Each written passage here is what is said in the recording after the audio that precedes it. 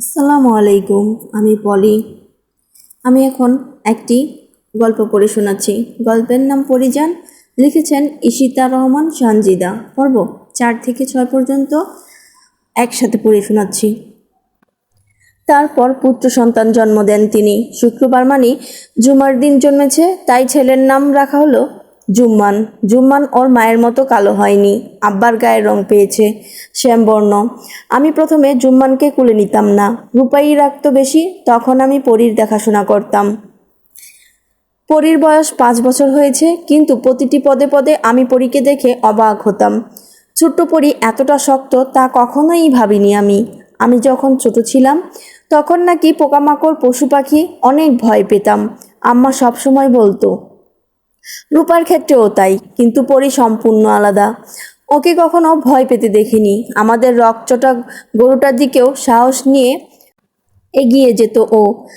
গরুটাও ছুটে আসতো পরীকে গুঁতো মারার জন্য, কিন্তু পরী তৎক্ষণাৎ সরে যেত। দড়িতে টান খেয়ে গরুটা আর এগুতে পারতো না। তখন ভয় পাওয়ার বদলে পরী খিলখিলিয়ে হাসতো। তা দেখে সেদিন আমার বুক কেঁপে উঠেছিল।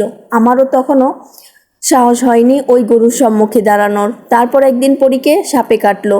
তখন ওর বয়স 7 বছর। ওজা যখন পরীর পাকে বিষ নামাচ্ছিল, চোখ মুখ শক্ত করে বসেছিল পরী। এতটুকু শব্দ ওর মুখ দিয়ে বের হচ্ছিল না। চোখ দুটো লাল হয়ে গেছে, পানি পড়তে চোখ থেকে, কিন্তু মুখে শব্দ নেই। পানি পড়ছে চোখ থেকে, কিন্তু মুখে শব্দ নেই। অথচ দেলোয়ার কাকার মেয়েকে যখন সাপে কাটলো, বিষ নামানোর সময় কি চিৎকার তার! তখন তার বয়স ছিল 16 বছর। কিন্তু ওইটুকু বয়সে পরী কিভাবে চুপ করে রইল? কি ভাবছিস পরী? তোকে এসব কথা বলার জন্য খাতাটা দিয়ে গিয়েছি? না পরী, তোকে অনেক কিছু বলতে চেয়েছিলাম, কিন্তু এত কথা বলার সময় আমার কাছে নেই। তাই টানা 1 সপ্তাহ ধরে আমার মনের সব কথা এই খাতায় বন্দি করেছি। তুই বড্ড কঠিন মানুষ পরী। তোর মনে আমরা দুবোন ও আম্মার জন্যই ভালোবাসা আছে। এছাড়া বাকি সবাইকে তুই ঘৃণা করিস, আমি তা বেশ বুঝতে পারতাম। 7 বছর বয়সে আব্বার জন্য যে ঘৃণা দেখেছি, সে ঘৃণা আমিও আব্বাকে করতে পারি নাই। জানি না জুম্মানকে তুই আদৌ ভালোবাসিস কিনা। তবে ছোট্ট ছেলেটাকে একটু ভালোবাসা দিস। ভালোবাসা ছাড়া কেউ কখনো বাঁচে না পড়ি। যেদিন তুই ভালোবাসতে শিখবি সেদিনই বুঝবি। তবে আজকে তোকে এক বিশেষ মানুষের কথা বলবো, যার কথা শুনে তোর ইচ্ছে করবে, ইস তোর জীবনে যদি এরকম কেউ আসতো তাহলে মন্দ হতো না। অবশ্য তাকে এতদিন তুই চিনে ফেলেছিস, কিন্তু দেখেছিস কি না জানি না। সে হলো রাখাল। নামটা রাখাল হলেও সে রাখাল ছিল না, সে শুধুই আমার রাখাল, একান্তই আমার। স্কুলে পড়াকালীন বইতে কবিতা পড়তাম, রাখাল বাজায় বাঁশি, কেটে যায় বেলা, কিন্তু আমার রাখাল বাঁশি বাজাতে পারতো না, গরু ছাগলও চড়াতো না, কিন্তু তবুও সে রাখাল, আমাদের গ্রামের রাখাল রাজা। তবে পরের টুকু আর পড়া হলো না পরীর। তার আগেই কোনো একটা শব্দে সেদিকে তাকালো সে। এখন রাত অনেক, শুধু বৃষ্টির শব্দ আর ব্যাঙের ডাক শোনা যাচ্ছে। তবে পরী বেশ বুঝতে পারছে যে অন্দরমহলে কোনো নতুন পুরুষের আগমন ঘটেছে। এ বিষয়ে বরাবরই পরী সচেতন। ভেতরে কোনো নতুন মানব আসা মাত্রই পরী তা টের পেয়ে যায়। খাতাটা বন্ধ করে হারিকেনের আঁচ কমিয়ে উঠে দাঁড়ালো সে। পালঙ্কের পেছন থেকে মোটা লম্বা লাঠিটা বের করলো। এই লাঠি দিয়েই ছোটবেলায় সে চর্চা করত, এখনো করে। বলতে গেলে লাঠি চালনায় খুব পারদর্শী পরী। সময় পেলেই লাঠালাঠি শুরু করে দেয় সে। অন্ধকার থাকায় মুখটা ঢাকতে হলো না পরীর, কারণ সে জানে এই মুহূর্তে ঘরে চোর ঢুকেছে এবং চোর অন্ধকারেই চুরি করে। পরী তাই লাঠি হাতে বেরিয়ে পড়ল। প্রথমেই গেল রান্নাঘরে। সেখানে গিয়ে সে চুপি চুপি কুসুমকে ডেকে তুলল। তারপর একটা গামছা নিয়ে বেরিয়ে গেল। অন্ধকারের লাঠি চালিয়ে রক্তাক্ত করে দিল চোরকে। পুরো মুখে গামছা জড়িয়ে দিয়ে উঠোনের কোণের পেয়ারা গাছের সাথে বেঁধে দিল। ঘটনাটা কেমন যেন তাড়াতাড়ি ঘটে গেল। বৃষ্টিতে ভিজে গেলেও যেন শীত লাগছে না পরীর। শরীর আরও গরম হয়ে আসছে। সেটা কি রাগে? বেশি ঘাটাঘাটি না করে পোশাক বদলে ঘুমিয়ে পড়ল সে। সকাল হতেই সারা গায়ে ঢোল পড়ে গেল। কাল রাতে জমিদার বাড়িতে চোর এসেছিল এবং পরেই চোরকে ধরে ফেলে, আর আজকেই চোরের বিচার হবে। এই গুঞ্জনে কেউই ঘরে থাকতে পারল না। নৌকা আর ভেলায় চড়ে সোজা জমিদার বাড়িতে হাজির হলো। সবার আগ্রহ চোরের বিচার দেখা।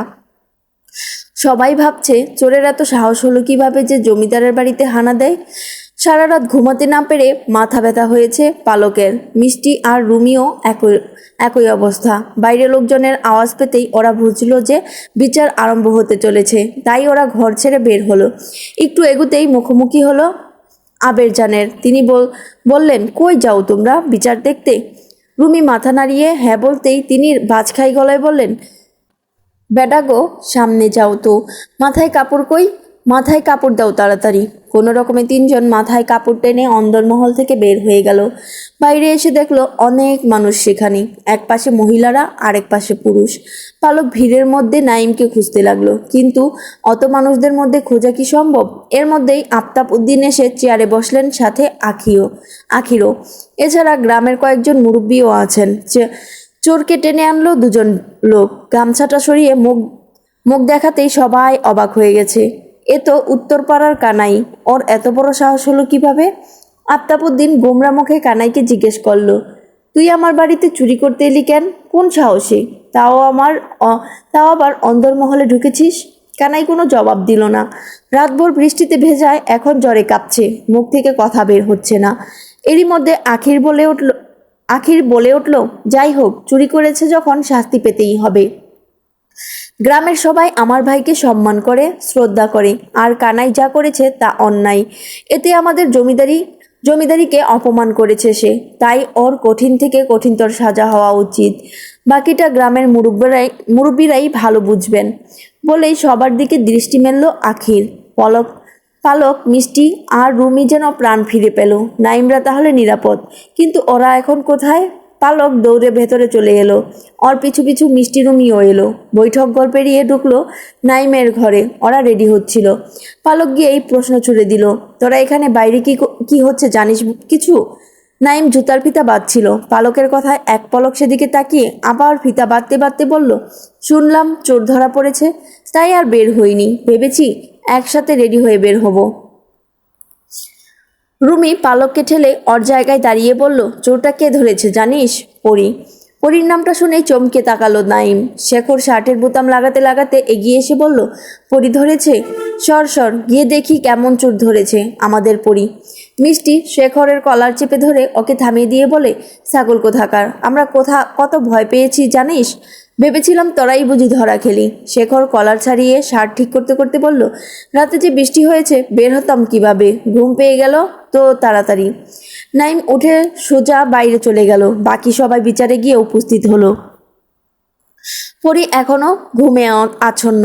রাতে ভেজার দরুন ওর গায়েও জ্বর নেমেছে। তাই তো ভোরের স্নিগ্ধ রাত্রির আখি পল্লবে পড়তেই কাঁথাটা দিয়ে মুখটা ঢেকে নেয় এবং আবার ঘুমিয়ে পড়ে।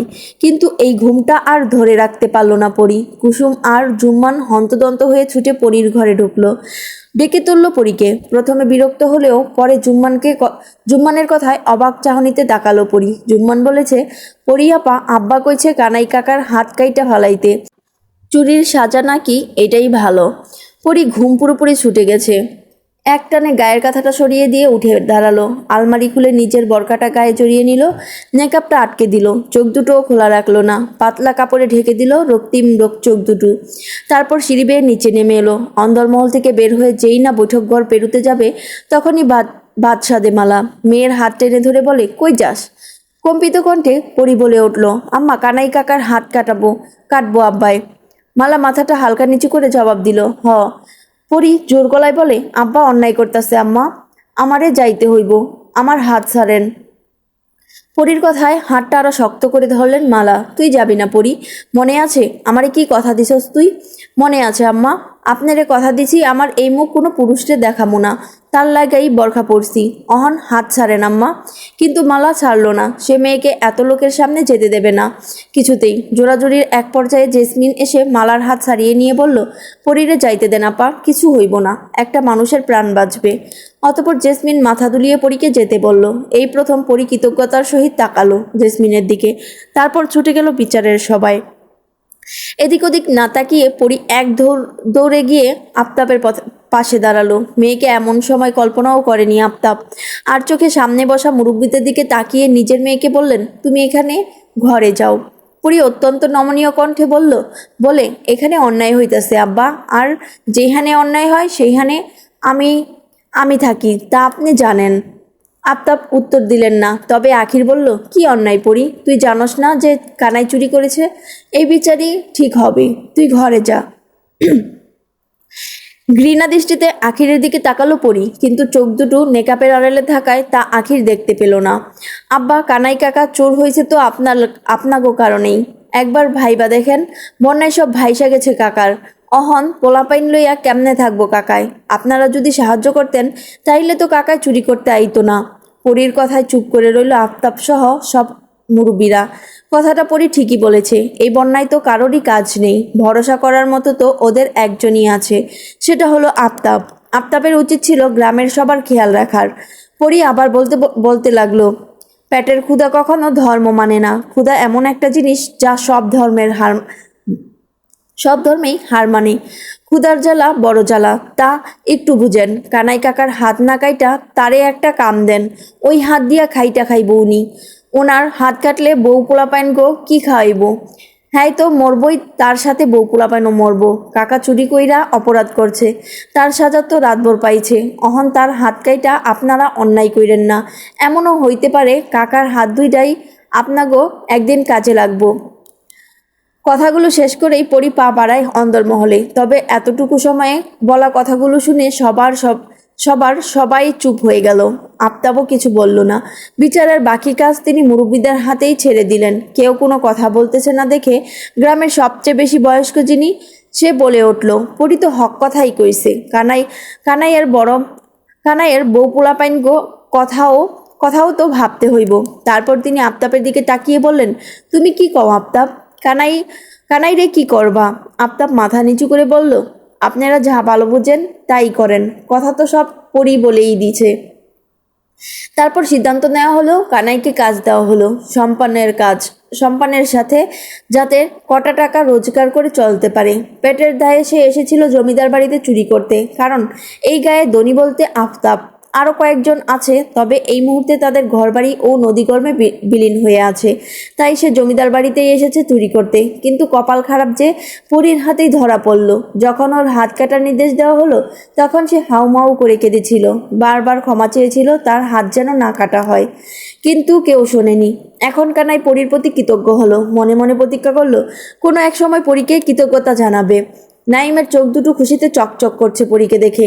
এতক্ষণ ধরে মেয়েটার মধুর বাণী শুনছিল সে, গলার স্বরটা সত্যিই খুব সুন্দর, এখনও কানে বাজতেছে। কথা শুনে এখন পরীকে দেখার ইচ্ছে আরও প্রবল হচ্ছে। তবে পরীর কথাগুলো বেশি মুগ্ধ করেছে ওদের।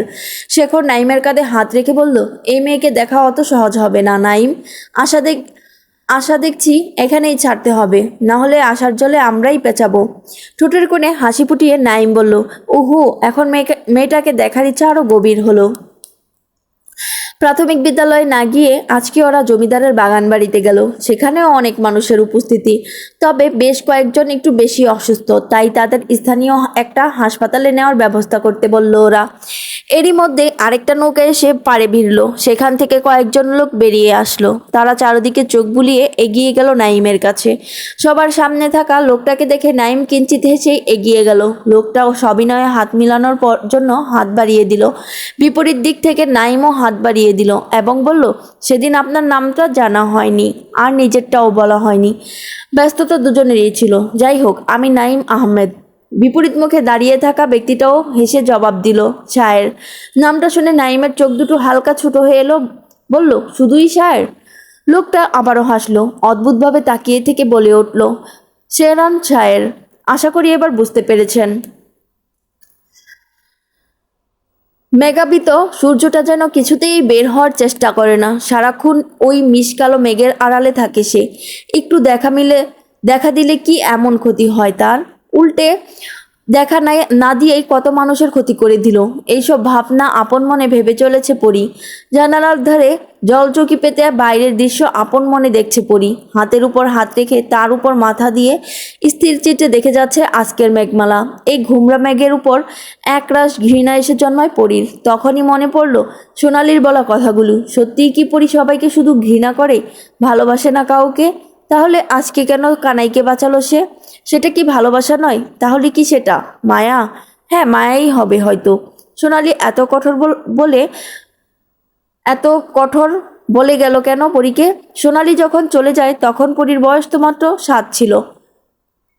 অতটুকু বয়সে পরীর মধ্যে কি এমন দেখেছিল সোনালি? সব প্রশ্নের উত্তর ওই খাতাটায় পাবে সে। কিন্তু এখন আর পড়তে ইচ্ছে করছে না পরীর। কানাইয়ের জন্য খুব খারাপ লাগছে। যদিও কানাইকে সাজা দেওয়া হয়নি, তবুও ভালো লাগছে না পরীর। বারবার সোনালির কথাই মাথায় আসছে। আফতাবের বড় মেয়ে সোনালি। যেদিন সোনালির জন্ম হয় সেদিন পুরো জমিদার বাড়িতে খুশিতে মেতে উঠেছিল। সোনার চামচ মুখে নিয়ে জন্মেছে সোনাকন্যা। দেখতে যেমন সুন্দরী তেমনি গায়ের গড়ন। তাই এই সোনাকন্যার নাম রাখা হয় সোনালি। প্রথম মেয়ে বলে সবাই আহ্লাদি করে রাখত সোনালিকে। বাড়ির বড় মেয়ে বলে কোনো শখ অপূর্ণ রাখেনি সোনালির। সবসময় সবার কোলে কোলে কোলেই থাকতো। বড় হওয়ার পর সবার প্রিয় পাত্রী হয়ে ওঠে সোনালি। পদ্ম আঁখি, প্রিয়ংবদা, প্রাণচঞ্চল যেন এই মেয়েটিকেই বলা যায়।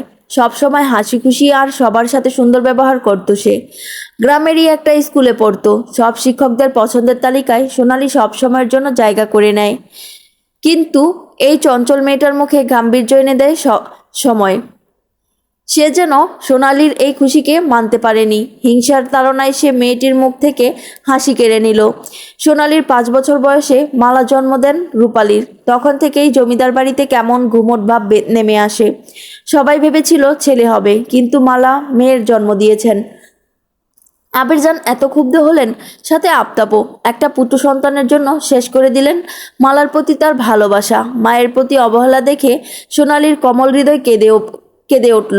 বাবাকে আস্তে আস্তে ঘৃণা করতে শুরু করলো। তবে সেই ঘৃণা কখনোই আফতাবের সামনে প্রকাশ করতো না সে। নীরবে নিভৃতে চোখের পানি ফেলতো। ভাবতো নিজে অভিশাপ দিতে পারেনি তো কি হয়েছে, ওর চোখের পানি তো অভিশাপ হয়ে দাঁড়াতেই পারে। পরীর জন্ম যেন সবার কাল হয়ে দাঁড়ায়। যেখানে একটা ছেলেই জন্ম দিতে পারেনি মালা, সেখানে রূপবতী মেয়ের জন্ম দিয়ে কি হবে? রূপ যেন অভিশাপ এনে দিয়েছে মালা ও তার মেয়েদের জীবনে। মেঘের গর্জনে পরীর ধ্যান ভেঙে দেয়।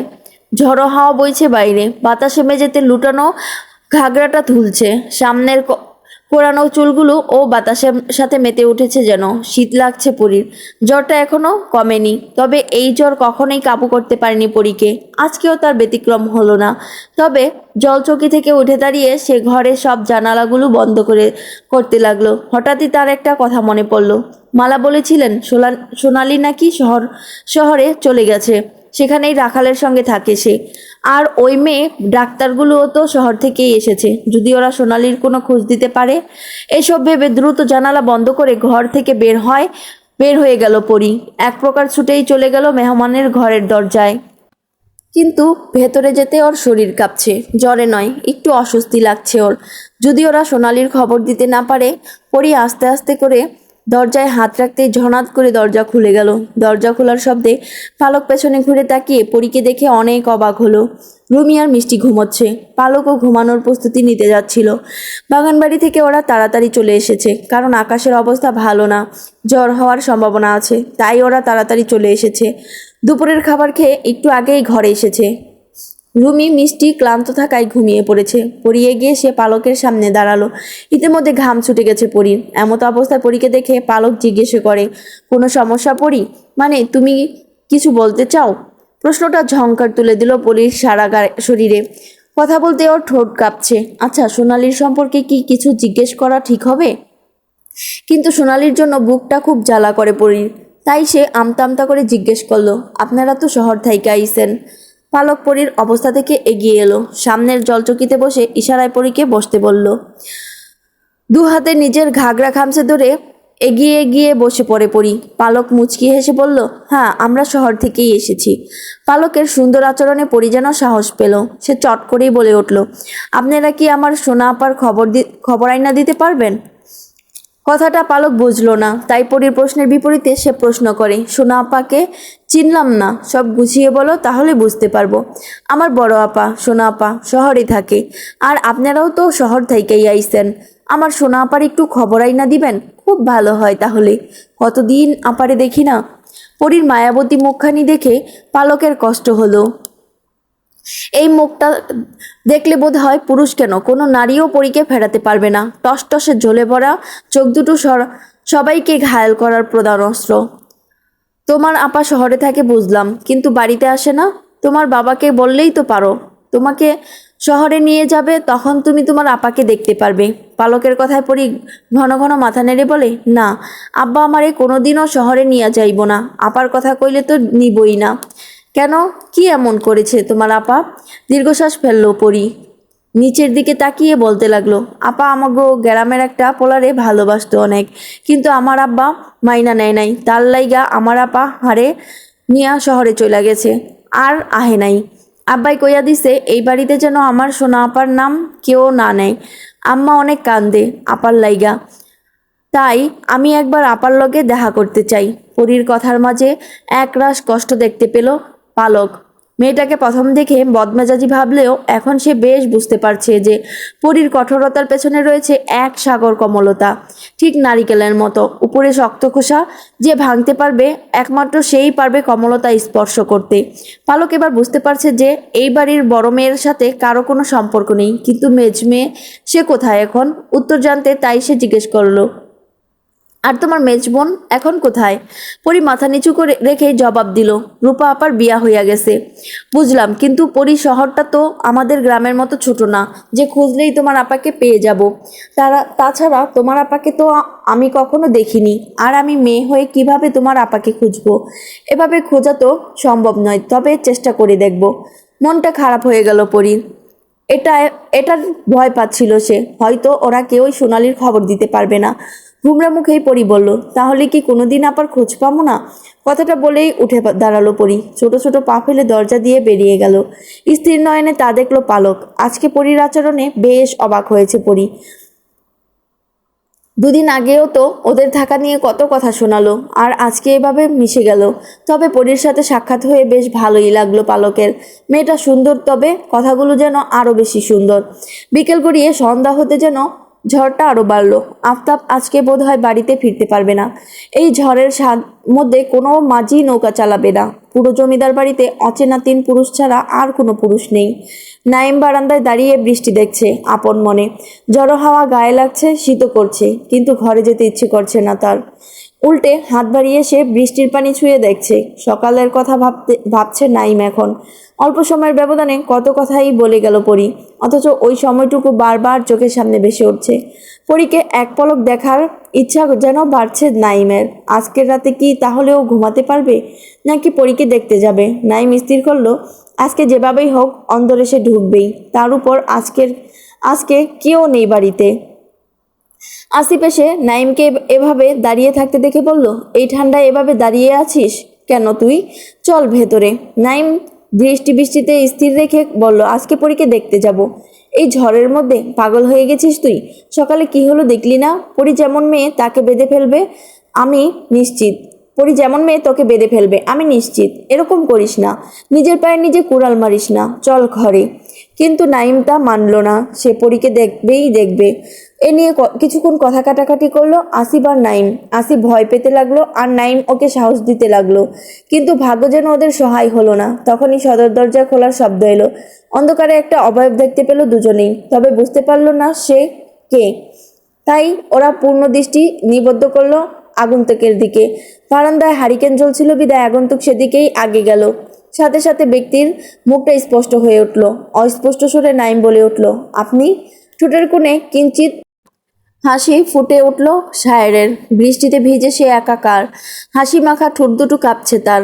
পরনের সাদা পাঞ্জাবি ভিজে গায়ের সাথে লেপ্টে আছে। নাইম অবাক হয়ে বলল, এই বৃষ্টিতে ভিজে এলেন কেন আপনি?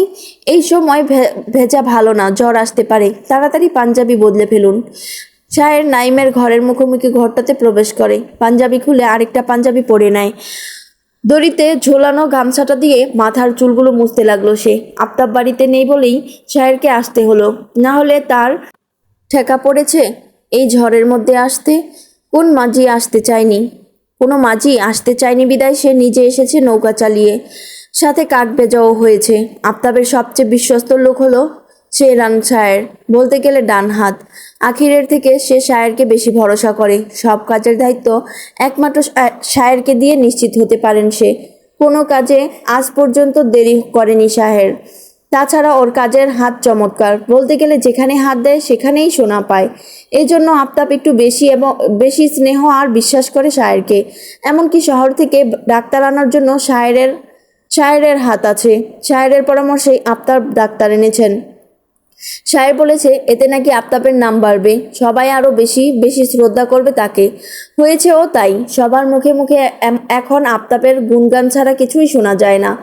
নাইমের সঙ্গে শায়েরের দেখা শহরেই হয়েছিল, তবে তা ক্ষণিকের জন্য। এরপর নাইম আর শায়েরকে দেখেনি, সে অন্য শহরে গিয়েছিল। আজই গ্রামে ফিরেছে আর এসেই কাজে লেগে পড়েছে। এখন শায়েরের প্রধান কাজ হলো এই জমিদার বাড়ি রক্ষা করা, যেন বাইরের কেউ এই বাড়িতে ঢুকতে না পারে।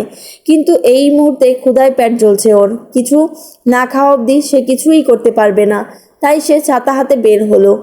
অন্দরমহলের দরজায় কয়েকবার টোকা দিল, কিন্তু কেউই সাড়া দিল না। অতঃপর শায়ের কুসুমকে কয়েকবার ডাকতেই কেউ একজন দরজা খুলে দিল। মুখোমুখি হলো পালক আর শায়ের। পালককে শায়ের একদমই আশা করেনি, ভেবেছিল বুঝি কুসুম আসবে। শায়ের নিজের বিস্ময়তা বিনা প্রকাশে বলল, কুসুমকে একটু ডেকে দিবেন। হারিকেনটা একটু উঁচু করে ধরে পালক, এতে শায়েরের মুখটা আরেকটু স্পষ্ট হয়। পালক বলে, কুসুম তো নেই, বোধহয় বাড়িতে গেছে। তাহলে বড় মা? পালক একবার পেছনে তাকিয়ে আবার শায়েরের দিকে তাকালো, বলল, ঘরে আছেন, কিছু লাগবে আপনার? আমাকে বলুন। শায়ের অনিচ্ছা প্রকাশ করে বলে, না, বড় মাকে বলুন শায়ের এসেছে, তাহলেই তিনি আসবেন। মাথা নেড়ে হারিকেন হাতে নিয়ে চলে গেল পালক। মালার ঘরে যেতেই দেখলো জেসমিন মালার মাথায় জলপট্টি দিচ্ছেন, আর থেমে থেমে কেসে উঠছে মালা। পালক এগিয়ে গিয়ে বলে, কি হয়েছে ওনার? মুখ তুলে চকিতে তাকালো। জেসমিন বললেন, তুমি এ ঘরে এসেছো কেন? আর আপার বেশি কিছু হয়নি, সামান্য জ্বর, সেরে যাবে, তুমি নিজের ঘরে যাও। পালক শায়েরের কথা বলতেই জেসমিন ঘর থেকে বের হয়ে গেল। তার সাথে পালককেও নিজের ঘরে যেতে বলে। ঘরে এসেই পালঙ্কে গা লাগিয়ে শুয়ে পড়ে পালক। রুমি আর মিষ্টি খাতা কলম নিয়ে কী সব হিসাব কষছে। এসব ভালো লাগছিল না বিদায় পালক নিচতলার বারান্দায় গিয়ে দাঁড়িয়েছিল। অন্দরের দরজা ধাক্কার শব্দে সে দরজা খুলল, কিন্তু চোখের সামনে কাঙ্ক্ষিত পুরুষটিকে দেখে যেন মুগ্ধতা এসে ভেড়ে দুই নেত্রে। এই নিয়ে তৃতীয়বারের মতো শায়েরের সাথে দেখা হলো তার। প্রথম দেখা হয়েছিল শহরে। অদ্ভুত এই পুরুষটির চোখে আটকে গিয়েছিল পালকের নয়নজোড়া। অন্য রকমের মাধুর্য আছে শায়েরের চোখে, সুরমা পড়ায় চোখ দুটোর সৌন্দর্য বেশিই ছড়াচ্ছে। সেখানে পালক কিছু পল আটকে গিয়েছিল, তারপর আর দেখা হয়নি। আজকে বাগানবাড়িতে দ্বিতীয়বার দেখা হয়, তবে তা দূর থেকেই। আর এখন যে এইভাবে শায়েরের সাথে পালকের দেখা হবে তা ভাবেইনি পালক। কালবৈশাখী ঝড়ের মতোই তাণ্ডব চালিয়েছে কাল রাতের ঝড়। গাছের ছোট ছোট ডালপালাগুলো উড়ে এসে পড়েছে অন্দরমহল ও বৈঠক ঘরের উঠানে। গাছগাছালির পাতাতেও ভরপুর হয়ে আছে। ঠিক তেমনইভাবেও এ ঝড় নদী নালায় তাণ্ডব চালিয়েছে। বিন্দুদের নৌকাখানি সারা রাত দুলেছে। ভাগ্য ভালো যে পুরোপুরি উল্টে যায়নি, তাহলে ওদের থাকার জায়গায় বলতে আশ্রয়কেন্দ্রই শেষ ঠিকানা হতো।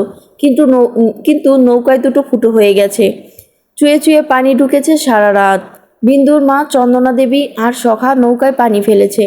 রাতে দু চোখের পাতা আর এক করেনি তারা। কিন্তু বিন্দু দুই বোন মরার মতো ঘুমিয়েছে। শতটেকেও চন্দনা ওদের তুলতে পারেনি। ওদের এক কথা, মরলে মরুক, তবুও ঘুম ছাড়বে না। দরকার পড়লে ঘুমের ঘরেই নৌকার তলে চাপা পড়ে মরবে। এজন্য সকাল হতেই চন্দনা দেবী বকাবকি শুরু করে দিয়েছে। চিল্লিয়ে বলতেছে, তগমতো মাইয়া লাগতো না আমার।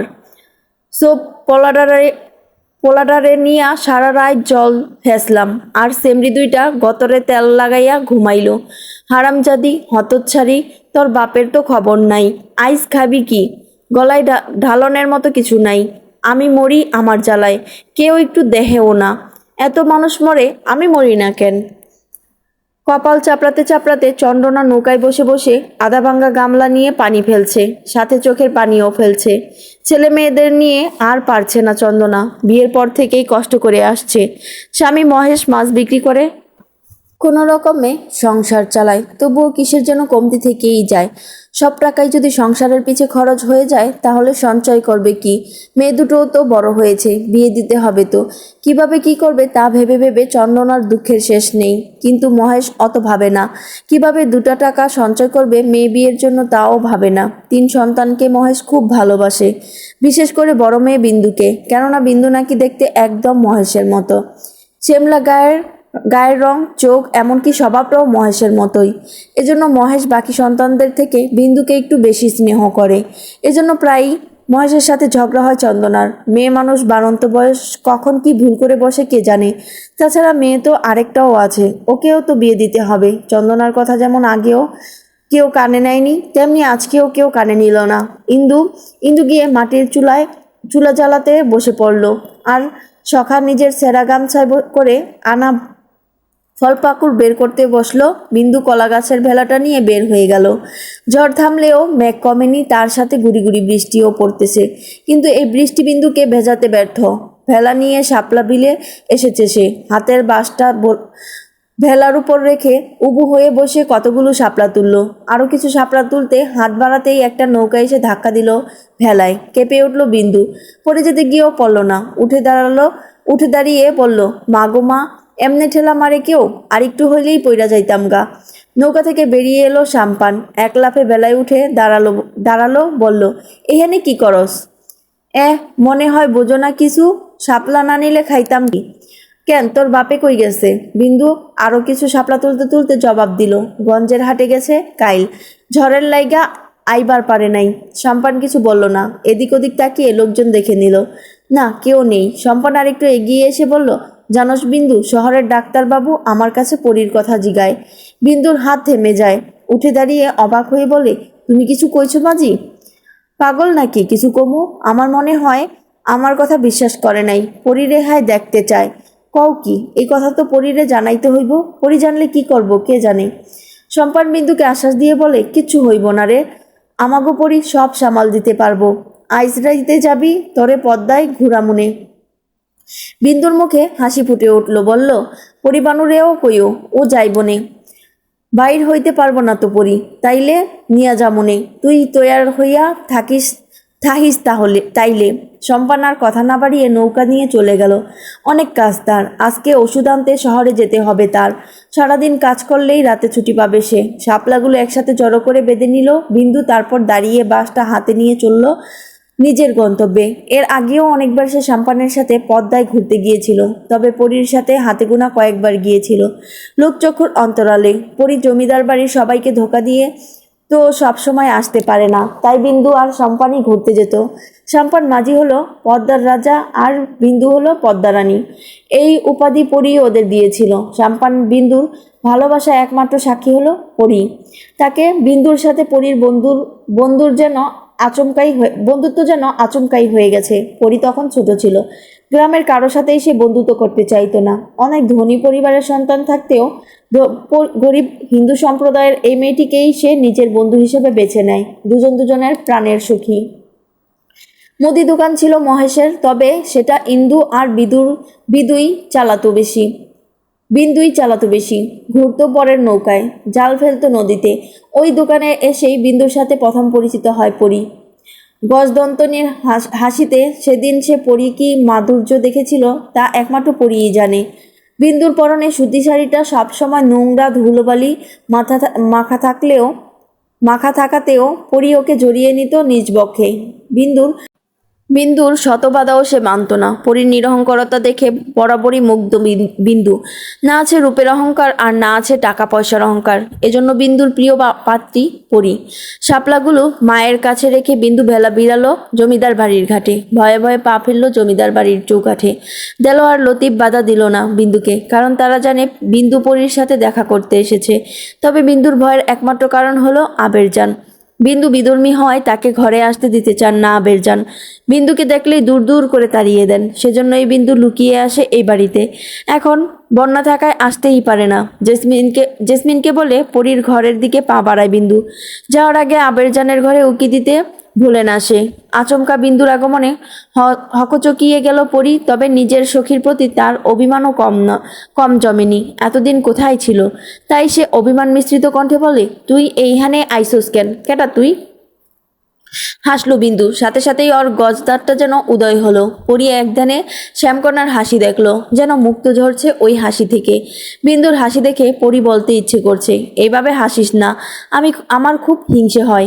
এ মেয়ে রূপ নয়, হাসি দিয়ে পুরুষের মন ভুলাতে পারবে, যেমন করে সম্পন্নের মন ভুলিয়েছে। পরি বলল, থাক আর হাসতে হইব না। কি কবি ক তাড়াতাড়ি। বিন্দুর মুখ রাতে বেড়াতে যাওয়ার কথা শুনে আনন্দে নেচে উঠল পরির মন। অনেকদিন বেরোনো হয় না। মুহূর্তেই বিন্দুর প্রতি সব অভিমান যেন বন্যার পানিতে ভেসে গেল। কাঠের আলমারিটি খুলে একখানা মখমলের শাড়ি বিন্দুর হাতে ধরিয়ে দিয়ে বলল, আই যে তুই এই কাপড়টা পরিস।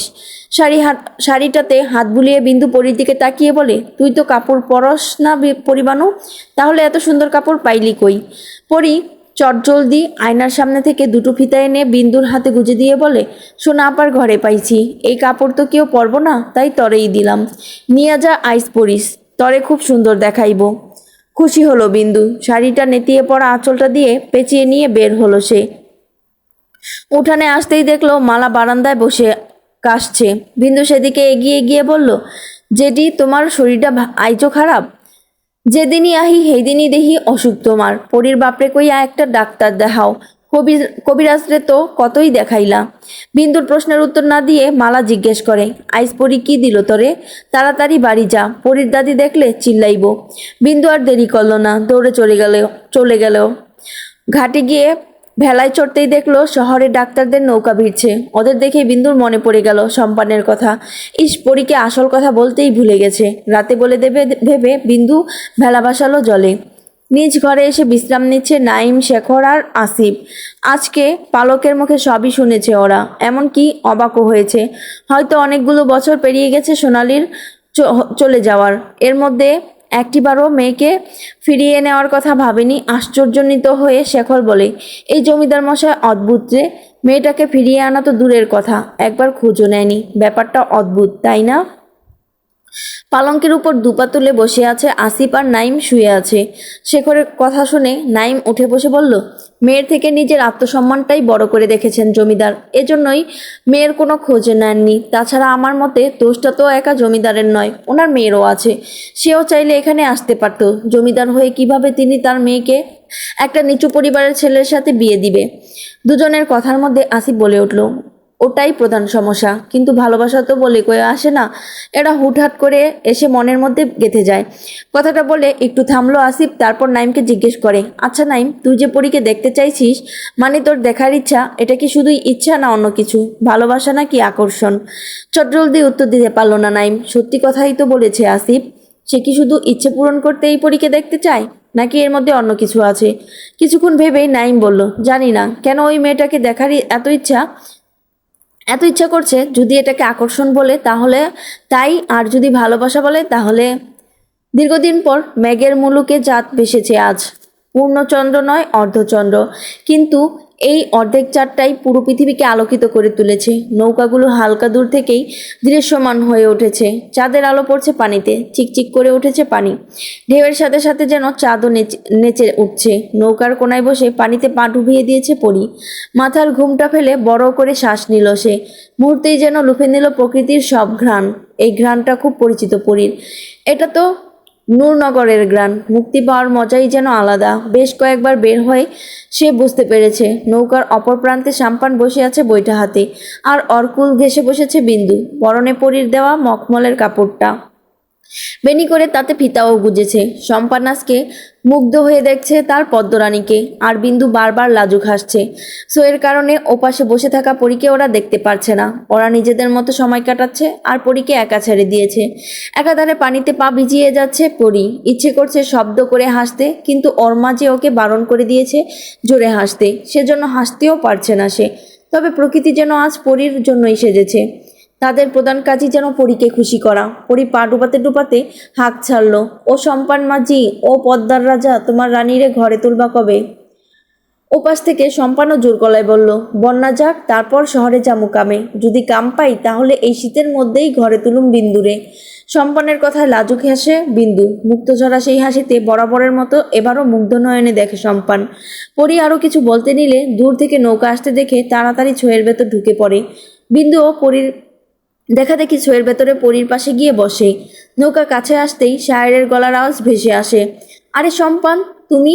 যাক, ভালোই হয়েছে, আমাকে জমিদার বাড়িতে নিয়ে চলো। শায়েরের কথায় একটু ভয় পেল সম্পান। পরি তো ছোঁয়ের ভেতর, বিন্দুকে নিয়ে কোনো সমস্যা হবে না, কিন্তু পরীকে যদি শায়ের চিনে ফেলে? শায়ের আদৌ পরীকে কখনো দেখেছে কিনা তা সম্পান জানে না, তবুও ভেতরে ভেতরে একটু সন্দেহ ঘুরপাক খাচ্ছে সম্পানের। শায়ের লাফিয়ে সম্পানের নৌকায় চড়ে বসে। বৈঠকঘর আর অন্দরমহলের মাঝে উঁচু দেয়াল বাঁধানো। আসিফের ঘাড়ে পা রেখে দেয়াল টপকে অন্দরমহলে ঢুকলো নাইম। শেখরও নাইমকে অনুসরণ করে ঢুকলো, কিন্তু আসিফের সাহসে কুলায় না। পরীর হাতে ধরা খেয়ে সে উত্তম মধ্যম খেতে চায় না। যদি ধরা পড়ে যায় তাহলে সাহায্য করার জন্য ওর শাস্তি কম হলেও হতে পারে, এই ভেবেও উপরওয়ালাকে এক মনে ডেকে যাচ্ছে আসিফ। পরীর বুদ্ধিমত্তা দেখেই আসিফ বুঝে গেছে যে হয়তো আজকে কিছু একটা হবেই, ওরা হয়তো ধরা খাবেই। এই ছিল পরিজানের 4 থেকে 6 পর্যন্ত সবগুলো পর্ব একসাথে।